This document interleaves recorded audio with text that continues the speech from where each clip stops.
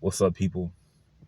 So, I want to tell you about my experience at a mental hospital in the city of Philadelphia known as Friends Hospital, located on Roosevelt Boulevard, where the all the main buses they run.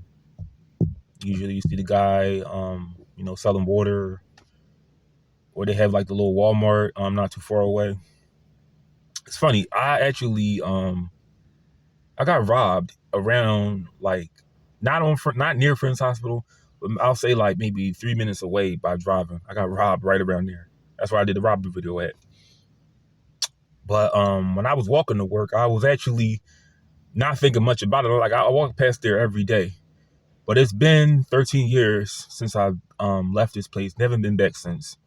I'm not really going to get into detail on why I was there originally, but let's just say it has been. I've concluded everything that I dealt with for what got me there. Everything has been, finalized. Like everything is, on the up and up now. But yeah, I was there, and I want to tell you the goods and the bads of being there. So first of all, when I first got there, I was not allowed to have shoelaces, no weapons, of course, no cell phone, no money. I did not have a phone to my knowledge, like a one I have now, because I wasn't talking to nobody. And I remember they gave me like these blue scrubs I wore until my mother brought me some clothes from the house. I remember, because I don't remember everybody's name, because some people that stuck out there, I remember their names, but it was this dude, it was a Muslim guy, and Philadelphia has a lot of Muslims. I had a counselor, because like they were like, I guess you call them orderlies or counselors. I had a counselor who was like a Muslim. I really didn't care for him much. Had like a beard. Talked about how he's been on his own since he was like 15. It was this dude named Mr. Greg. I'm gonna get into him later. It was a dude named Mr. Greg, and I'm just laughing right now, like looking back on everything. And it was like these other dudes. They were like they like a little group. My dad called them the little group. They would grab you if you did something wrong. Let me say this: if you did something wrong, like you flipped out, or you went crazy, or you you decided to take your aggression out on other staff members, they would team up, grab you, put you in your room. I'm gonna tell you this. I'm laughing because it was a dude. It was this guy named Denzel. I remember him. Dude named Denzel. He was actually talking about. I mentioned the youth study center. He was on his way there because back in the day, Philadelphia had, and I Philly they still do.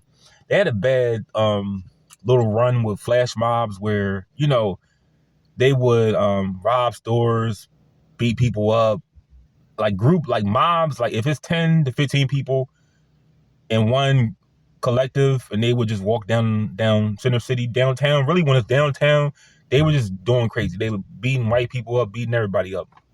Or in the words of this one classmate I had in high school, he said anybody that look weird, they just would punch on or just take whatever they had of value.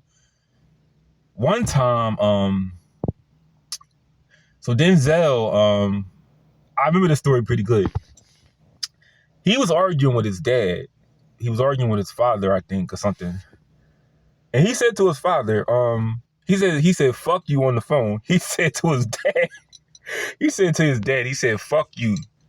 So his dad was like, "Fuck you too," and hung up the phone.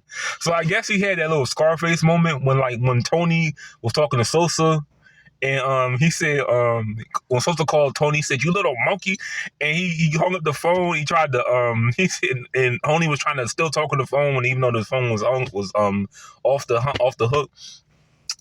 I guess he was still trying to talk on the phone, and he told me he was like, "Yeah, the African boy, he swung on me. The African boy grabbed my arm, so I tried to sock him. He grabbed my arm, and then the next thing I know, because I didn't see it happen, but I'm in like this little room."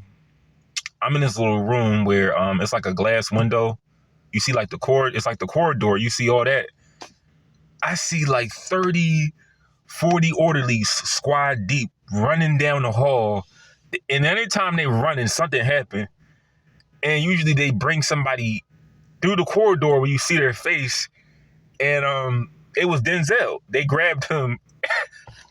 And it was and they were coming, they were squad deep just coming, trying to grab him, and eventually he told me what happened. But that was funny to me. It was hilarious how they all ran for that one dude. But that was that. It was fights in there. Even though I wasn't much of a fighter in my teens, I got into one little fight with the dude Carlos I mentioned. Carlos had some problems. He had some drug issues. So one time he swung on me, and I defended myself. But the thing was, he was the type to swing on you and apologize and say my bad, man. He'll apologize I don't know what his problem was. He said that all he did was weed.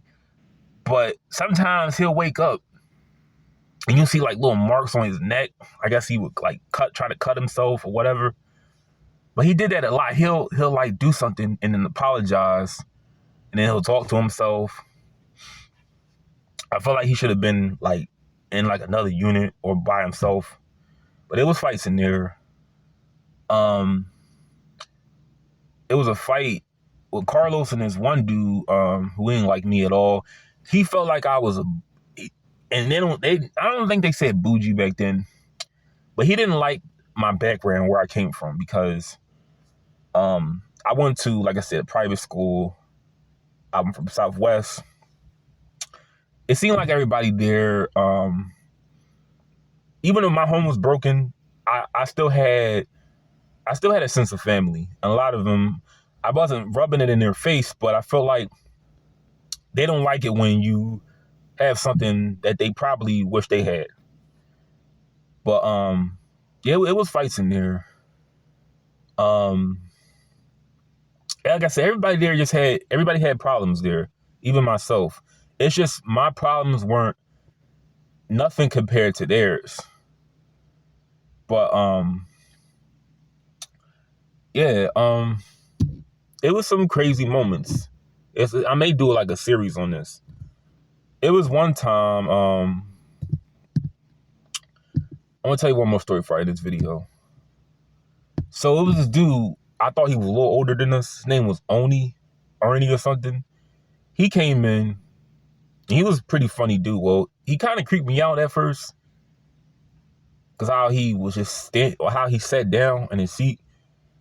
But one night, Mr. Greg, the bald-headed dude, he looked a lot like CeeLo Green if he shaved off, if CeeLo Green didn't have a mustache, he looked just like CeeLo Green. But one time, Oni, he said he wanted somebody to clean up his room. He said it stink in his room. Mr. Greg says, probably you. So they started busting on each other. He said, Mr. Greg, he said, you and your little egg ass head.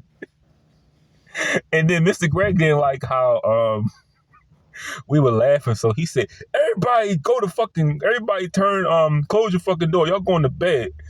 And then I think I was busting on Oni a little bit or something. I remember one time I said he looked like OBD, and I don't know if you talk about me, but he said, your little African looking ass. Oh, and there's one more thing. It was this dude, this is where my I use a lot of my brother's jokes. It was this dude who had like sleep on his face. He had like drool on his face. He didn't wash his face in the morning. He didn't put lotion on. So I was 15 at the time. I just bust on him the whole time. I still had that busting. I had that intuition just to, you know, if I saw somebody, you know, that was ashy, I just had to bust on them. That I was young at the time, to understand. One time,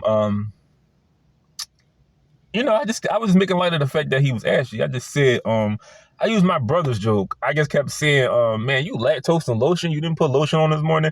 When I said that, everybody started using lactose and lotion. I got that from my brother, but yeah, it was this dude. I forgot his name. I just said, man, like, do you believe in lotion at all, man? Are you lactose and lotion?